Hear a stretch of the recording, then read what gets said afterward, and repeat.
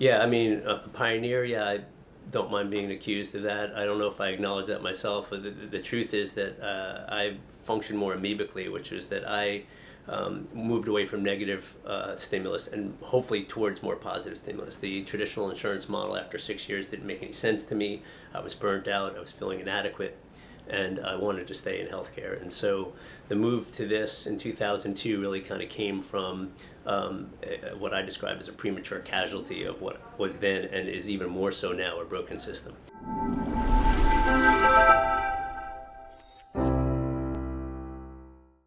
So from there we started from scratch. Outdated magazines in the exam room, nobody really cares about that. More time with the doctor, patients value that. So we began this quest to sort of find out what it is that actually creates value in healthcare for the patient, not for the insurance company, certainly not for the doctor, although the doctor's happiness I think is also important, but where do patients find value? And that quest has been now 23 years old in March, and we feel like we are experts or have developed an expertise in learning what it is that patients really want. Not what their insurance company is going to provide for them, but what they want. Because it was a big experiment 23 years ago. We were one of the first 50 or so practices around the country asking patients to pay for their primary care, which was super radical back then. And I don't know if this is an unintended sort of benefit from this, but when you get outside of insurance, which was also a main initiative of ours, you get a lot more thoughtful, more creative, and more patient-focused instead of algorithmic with the insurance companies. We have many examples of things that we've done in the practice that we could only do because we've been outside the insurance model. Our patients get that, and I think they are drawn to it and appreciate that. What happens when you slow things down is, part of the experiment. What we've learned over the years is that we spend more time in the exam room with patients, and when you do that, they actually have enough time to tell you what's really on their minds. So you get sort of the origins of the problem, whatever that might be, and we can get super creative about how we approach that problem. In a fast-paced practice, there's minimal time, and problems often get outsourced to referrals or specialists or labs, unnecessary labs and radiology, just for the sake of churn. And here, while we're sitting with our patients for 45 minutes, we don't have anywhere to escape to, and so we have to address the problem. And so we're going to be more thorough and more creative about how we approach that.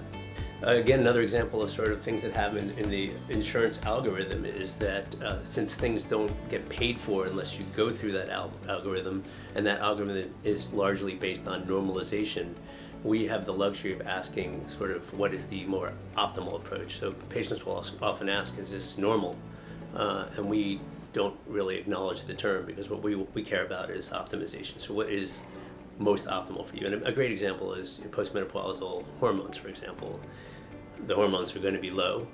Low hormones in menopause or andropause are normal findings, but they're not necessarily optimal.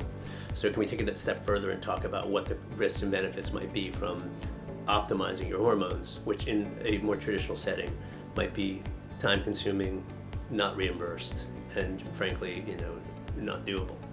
So it's an example of one of the things that we can kind of pull off here outside of the insurance model and slowing down, but we couldn't in the previous model. Yeah, in the insurance model, again, it's very algorithmic, so you really kind of have to stay in your lane. There's not a lot of opportunities to say less traditional treatments. I'm thinking about, for example, shockwave is a new modality that we brought on, not reimbursed by insurance, can't be recommended in the insurance model. It's a modality that we brought on about 4 months ago, and we've been shocked and amazed by how well this machine, this shockwave machine, has done for just about any musculoskeletal complaint. And so we can only bring that on because we're outside of the traditional insurance model. We can offer to our patients who then have to pay for it, but I think they're also kind of amazed at how well some of these modalities, using that as an example, are in treating whatever their underlying issue is.